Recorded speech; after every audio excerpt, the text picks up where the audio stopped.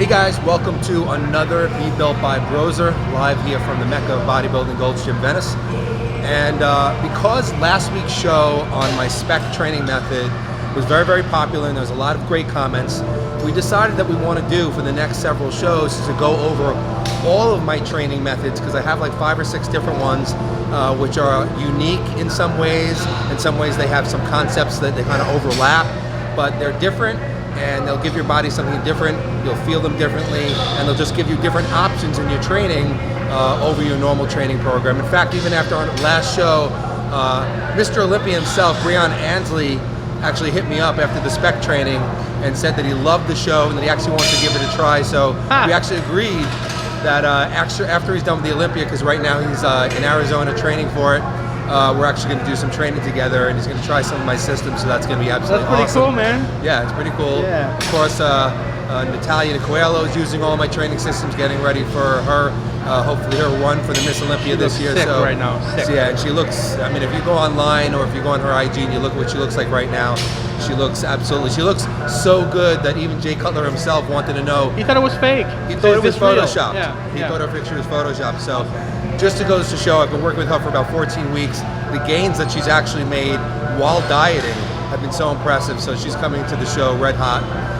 So like we are going to go over my training system today. We're going to go over a training system that I call FTX2. And just a quick synopsis of the training program is this is meant to basically first exhaust the slow twitch muscle fibers, and we're going to exhaust those, follow that up by exciting the central nervous system with some heavy weights, slow negatives and explosive positives, and then we're going to do 2 hypertrophy sets of about 13 to 15 reps. So you're going to see some unique movements we're going to do for the mid-back today. A lot of people need to build the mid-back. And then of course we're going to finish the show with an interesting Ask Merlin question. Hope you guys enjoy it. Okay guys, so the first movement we're going to do is going to be for between 21 and 25 reps. And you do want to go to failure when you're doing this. Sometimes we go even higher. We'll go 26 to 30 reps, sometimes over 30 reps depending on the day. The movement we're doing for the mid-back is actually a pull down using a rope. And as you can see, the way he's doing, he's leaning back a little bit. We're making sure that he's got the proper range of motion. So we have a bench back behind the normal seat that you have on a wide grip pull down to make sure that he doesn't hit at the top. And he's squeezing back kind of high and contracting the middle portion of the back, the mid traps, the posterior delts, the rhomboids, to get that detail in the middle back. So he's moving for about 21 to 25 reps, going to failure, trying to get a great burn.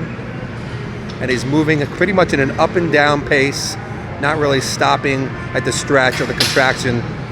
And that's how you do the FX2 starting first exercise to exhaust the fibers. You'll do about 2 sets.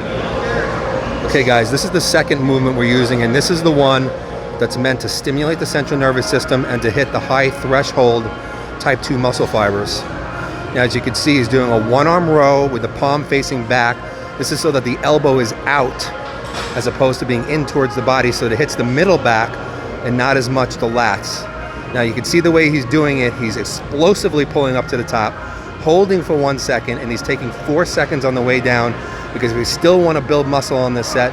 So we want the time under tension to be decently long. We want that explosive rep to the top, control on the way down, and this will really, really tax the fibers, especially after exhausting the slow twitch muscle fibers with the first movement. Give this one a shot. It's a great movement. That's a little different than the regular bench. Okay, this is the third movement in the program now that we've run through the high rep to exhaust the slow twitch muscle fibers and the low rep to excite the central nervous system and hit those high threshold type 2 fibers. This is a unique behind the back shrug. Some people do it with a barbell, some people do it on the Smith. We do that as well, but on the cable it gives you kind of a unique feel. So what he's doing is he's taking about a shoulder width grip on a straight bar. He's leaning his torso forward and stepping away from the cable so that it comes up at an angle. He's lifting the elbows up just a little bit while also shrugging the shoulders. It's like a pinch at the top. And this very, very strongly works the mid portion of the back, the lower traps, and it gives you more detail and depth in that whole back area, which is great for the back double bicep, even when your body is relaxed. The rep goal on this is about 13 to 15, and you'll do 2 to 3 sets. Excellent movement for the mid-back. Give that one a shot. Okay, so this is the fourth movement, the last movement we're going to use to hit the mid-back. This will be about 2 to 3 sets again. The goal is about 13 to 15 reps. Now don't let it throw you that Dave is pulling down a little bit unevenly, because he does have a little problem with his left shoulder, which causes him to pull a little unevenly. But of course, you want your body straight ahead. You want to lean back just a little bit. And the idea is to pull your elbows down into your torso as if you were thinking in your head you're going to bring them down and try to touch them behind your back. That really activates the mid-back. You can also see that he's rotating his hands at this top. His palms are down, and then as he rotates, his palms are up at contraction. We're using a good slow pace. He's getting a 1 second squeeze at the bottom. And like I said, the goal for reps is about 13 to 15 to failure. If you get too little reps or too many reps, just adjust the weight on the next set. And this is done on a cable machine, a cable crossover. We're seated on a bench. You could also do it kneeling on the floor. But this is a really awesome movement for just isolating the middle back, unlike most other movements. Okay guys, before I get into my Ask Merlin question, I just want to quickly go over what we just did in the gym, which is my FTX2 training program. Again, the first movement that we did, obviously we were working mid-back, but the first movement we did was a pull down using a rope. You would do that for 2 to 3 sets. Again, the repetition range is generally 21 to 25, but we've gone as high as 50. So, we really want you to get in there and exhaust those slow twitch muscle fibers. Studies have shown that if you will sometimes train like this, where you exhaust the slow twitch muscle fibers, it actually will force more fast twitch fibers into play, and the fast twitch fibers have the greatest potential for growth, even more so than the slow twitch fibers, which do have potential for growth, but not as much as the fast twitch. So going with this theme, what we want to do is on the second movement, we want to go into what we usually will use, a basic movement, which I know you guys love, some type of basic compound movement for the mid-back, for any body part, of course. Today we did a one-arm row with the palm facing back. Sometimes we do bent rows, sometimes we do Smith bent rows, sometimes we do machine rows, but there's always some type of a row for the lower reps. The goal for the reps is about 6 to 8. Sometimes we emphasize the negative, sometimes we emphasize the stretch, but we are always looking for a powerful, quick, explosive positive, because that stimulates the central nervous system, and it also stimulates the high threshold muscle fibers, so that you're making sure that you touch upon those. You've got the slow twitch fibers and the high threshold fibers as well.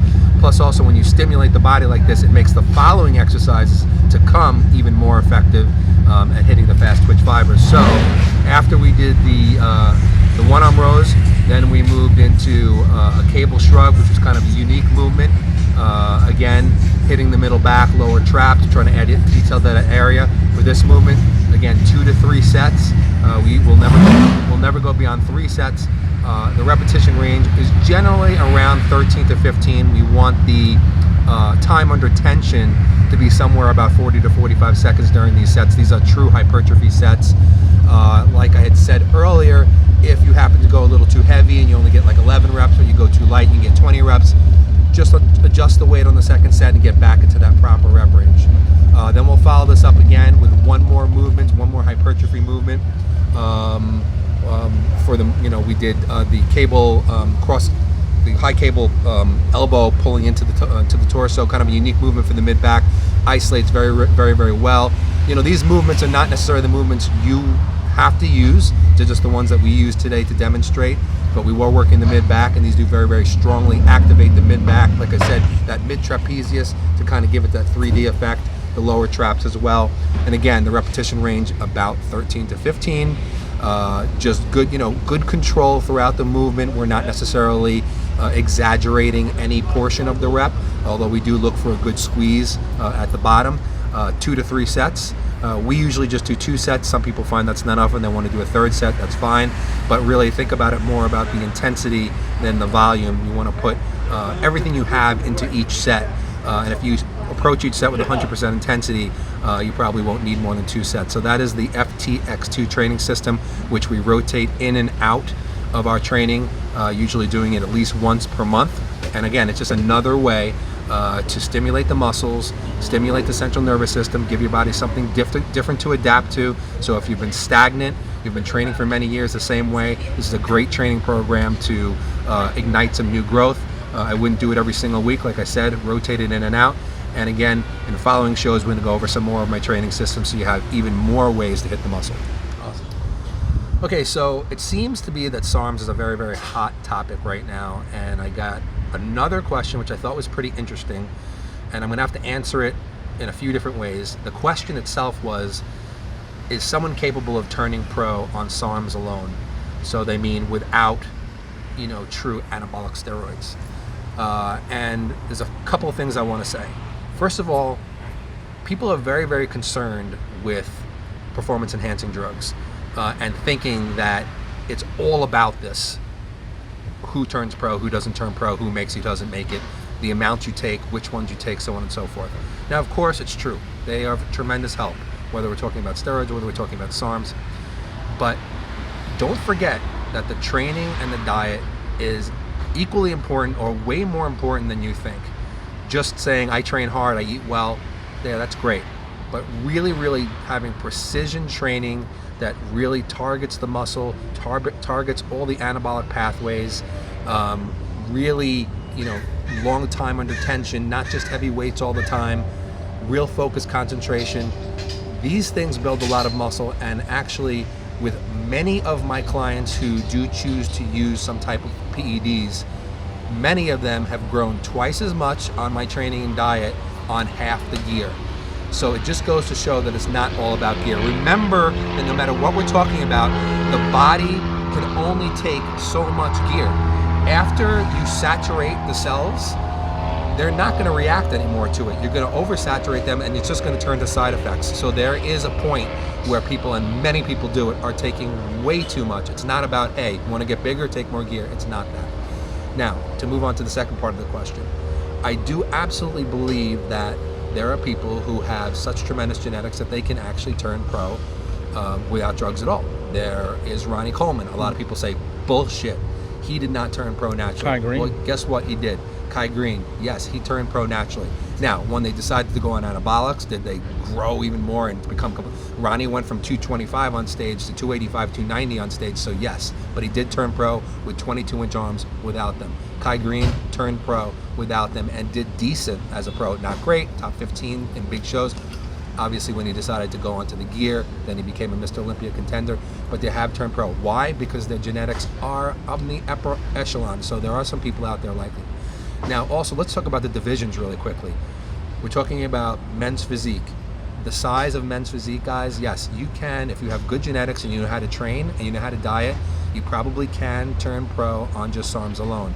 I think even in classic physique, unless the guys keep getting a lot bigger, I do believe that if you have good genetics, really good genetics, train properly, diet properly, and put your years in, yes, you could probably do it on SARMs and without anabolics.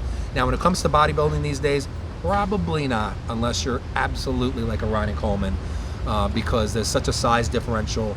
Now you're talking about guys on stage who, weigh 250 to 300 pounds. Even the guys who weigh 220 are only like 5'4". So I mean, to get that size on SARMs alone, probably not. So I would say it depends on what division you're interested in as to whether it's possible to become pro on SARMs alone. But SARMs are powerful, I would say. I say that they're about 50% of most anabolics. They keep coming out with even better SARMs that cause even more progress. There's other products that are called SARMs that are not necessarily SARMs, like YK11, MK677, Cardarine, that aren't SARMs, but they're listed under SARMs, which help for fat burning and as assistance. So yes, to answer your question, it is possible with the right genetics, but the right training has to be there, the right diet has to be there, and it's probably only if you're talking about men's physique or classic physique. I think once you get to bodybuilding these days, the guys are just too big now, too freaky now, and SARMS probably aren't powerful enough unless you're the next Ronnie Coleman. There you go. Thanks, Biggie.